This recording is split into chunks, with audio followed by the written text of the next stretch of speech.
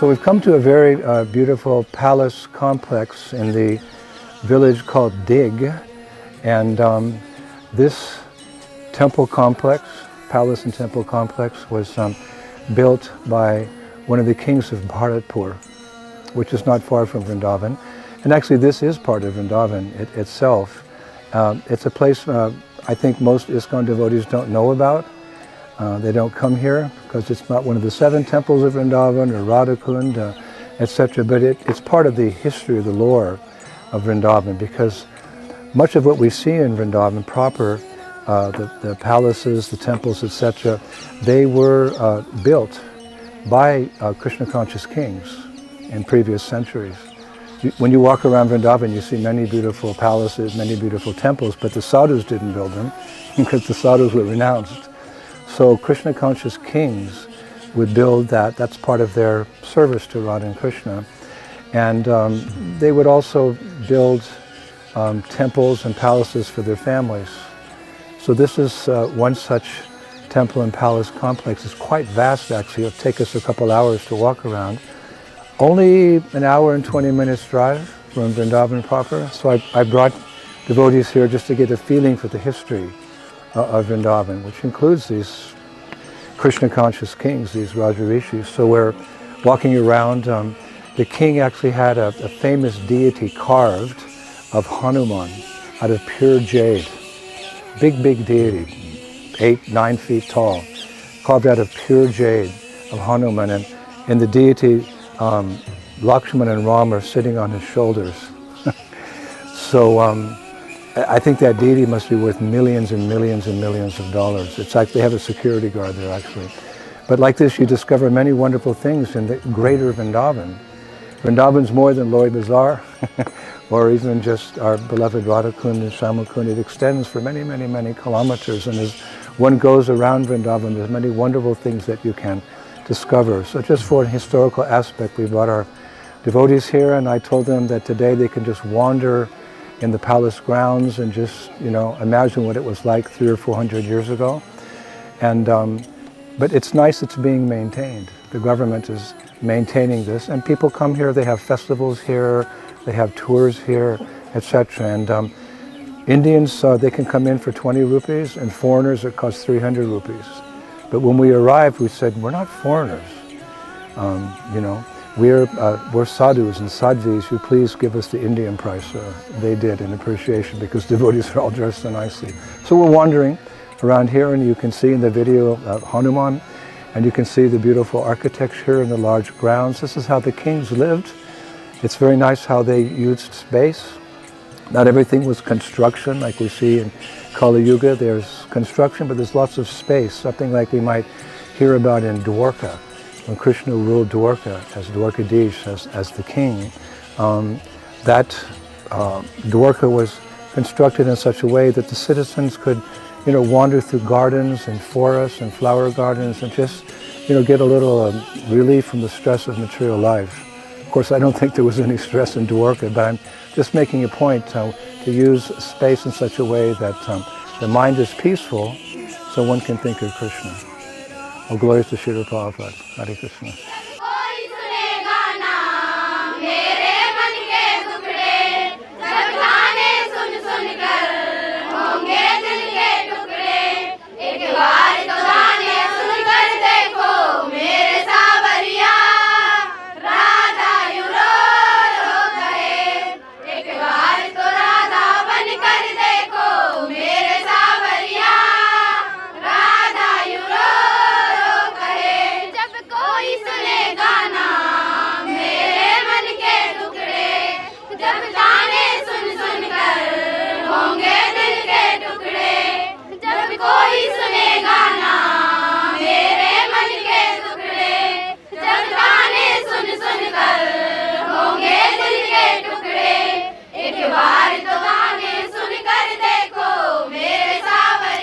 So we were speaking earlier about this beautiful palace complex, very extensive, beautiful buildings for various purposes. And over here is a beautiful lake as well. And beyond that we see the old fort the old fort. It's massive fort. I don't know how anyone could penetrate that fort, but the kings, they had this duty. Kshatriya means one who protects. So in times of war, when a kingdom was attacked, very often the citizens, the king and his entourage, his family, they would go into the fort, and the citizens would also come and be protected there, and they would be, fighting from that fort. So this Deeg fort's very, very famous, very, very famous, as is this particular complex. And one might think that, the people are living such a simple life, and, one family, the king, has all this opulence. But the kings were Kshatriyas. They were fighters. They went out and they, took on the opposition, and they had their pride. Actually, it's described that just like sometimes people beautify themselves with makeup and hairstyles, the king's pride was the scars that they would get in battle, fighting the opposition. So this is kind of their mood. So they lived in a grand style, but the real kings were Rajarishis. It means they were saintly persons sitting on the throne, and therefore their mood was that they were ruling the people in order to protect them from foreign invasions, and protect them from the illusion of the material world by promoting temple worship, deity worship. Many, as I was saying earlier, many of the temples in Vrindavan, they were built by kings, not sadhus. Sadhus didn't have money. Kings had money. Yes, the kings would tax the people, but the Rajarishis weren't greedy. They weren't putting it in their pocket or hiding in a Swiss bank account. They turned that money and utilized it in the service of the people. They would govern in such a way that there was proper agriculture, economy, etc., etc. So that people had food to eat, they had shelter, a place to live, they were educated, they were schooled. This was the duty of the king. So it's not that the people were envious of this opulence. They felt protected by the king, and therefore they would serve the king. So this is actually, you could say, perfect politics. One time Prabhupada said, referring to democracy, demon crazy, because the leaders take so much advantage of the people, and the people not knowing what is the real goal of life and how to achieve it, they elect Sudras to govern. But actually, kings had it in their DNA. They went from dynasty to dynasty, and they ruled as some spiritual leaders. But because, practical life is also there, they knew how to satisfy the material needs of the public and the spiritual needs as well. So when we come here, we don't think, the people were envious of the king. No, they were grateful to the king, and this is perfect society. If you have a Rajarishi, a Krishna conscious ruler, whether it's democracy or socialism or royalty, the leader has to be Krishna conscious. So we're appreciating how the king lived in this way and had his fort to protect his people. So opulence was there, but opulence was used in the correct way. So some thoughts on visiting this beautiful palace complex in Deeg, which again is just a short drive from Vrindavan. Devotees should come here and experience the history of India. I'm always interested in the history of India and how different people serve Krishna in their various ways. It's said, as a matter of fact, Srila Gurudev quoted this yesterday, 64 million holy places, billion holy places in Vrindavan. As he's mentioned, we know prominently the 7 Goswami temples, a few other places around the area, but in reality, all 64 crores of square miles of Vrindavan are holy places.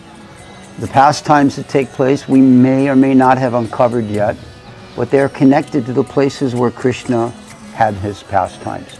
Therefore, they become worth visiting, worth knowing. Additionally, the example is a lesson to us how to live our life. The Kshatriya kings, they were not greedy, as Maharaj says. And I liked his description of their decorations. For the Brahmana, his decoration is his knowledge, his humility, his renunciation, and possibly a few choice Tulsi necklaces. For the Kshatriya, his beauty is his ability to protect, and as Maharaj says, the scars that he brings back from his conquering. For the Vaishya, their beauty is the acquisition of gold, jewelry, lands, cows. And for the Sudra, their beauty is the sweat of their brow. This is not seen as a demeaning thing. It is a natural order of society. So in this way, every aspect of society has some particular role to play. This large complex here, we can't imagine, one family, okay, an extended family, 12, 15, maybe 20 members living. No, there would be servants, there would be cooks, there would be pujaris, there would be all of these arrangements where everyone was able to take shelter here and be provided for, because this was the duty of the king. As Maharaj has said, Raja Rishi, saintly kings who knew their duty was to protect and provide Krishna conscious environment for the citizens. This is the difference between that type of leadership and what we find throughout the world today. Every leader in the world is exploiting the masses for their own private wealth, for their own private acquisition, and not really caring for the public. Occasionally you find one rare leader that is doing something for the public. So this is the example that we find in Krishna consciousness. This is the example we find in Srila Prabhupada. Srila Prabhupada may not have been a great king like this with massed palaces like this, although he did have so many temples. He one time said, I was living in Vrindavan, a very small room, and now I have temples all over the world. But Srila Prabhupada has given us this shelter.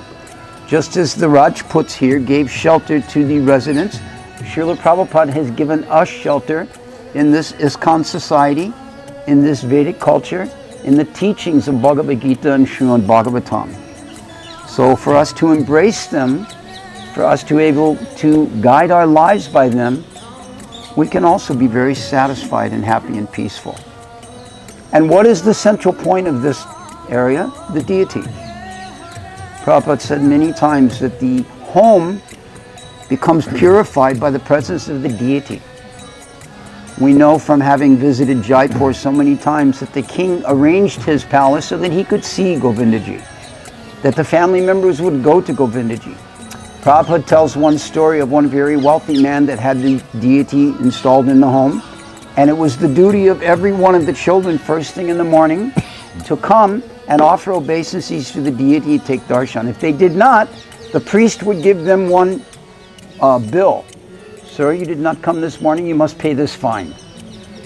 And Prabhupada was in Los Angeles when he told this story, and he said, therefore I think anyone that does not come to Mangal Arati, they must pay the fine of distributing one Krishna book every day.